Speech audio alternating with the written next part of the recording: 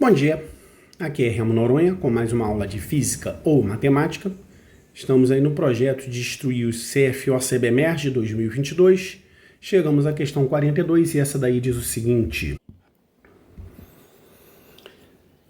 Analise as afirmativas a seguir. As moléculas de um corpo, que ele se encontra na fase sólida, líquida ou gasosa, possuem energia cinética, mas não possuem calor.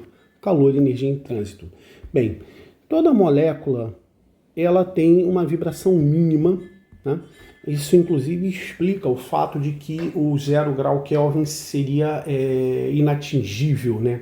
O 0 Kelvin, né? Não tem como chegar nele, porque você teria o cessar do movimento das moléculas, o que fisicamente é impossível, levando em consideração que você não consegue determinar posição e velocidade, né, quantidade de movimento no corpo simultaneamente, né, pelas leis da física. Então, como não consegue ficar parado, você vai ter movimento. O movimento é energia cinética. A 1 está correta. E além do mais, diz aqui também que calor é energia em trânsito. Então, ela está conceitual. É isso aí mesmo. Legal? Vamos para 2. A 2 diz o seguinte. Quando a energia cinética de um corpo varia, a energia cinética média de suas moléculas também varia.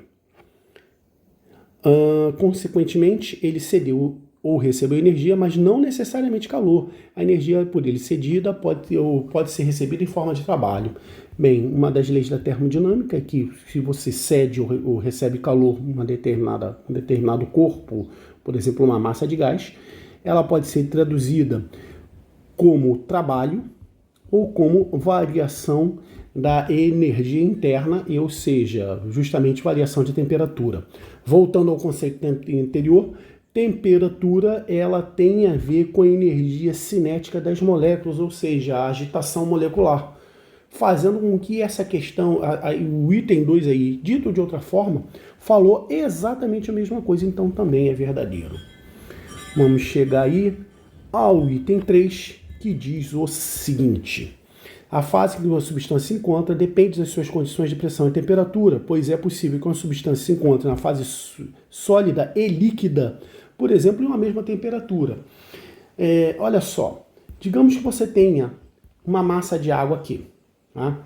Se você tiver a temperatura, na pressão atmosférica, você vai fazer com que a água venha a ferver a 100 graus Celsius. Legal?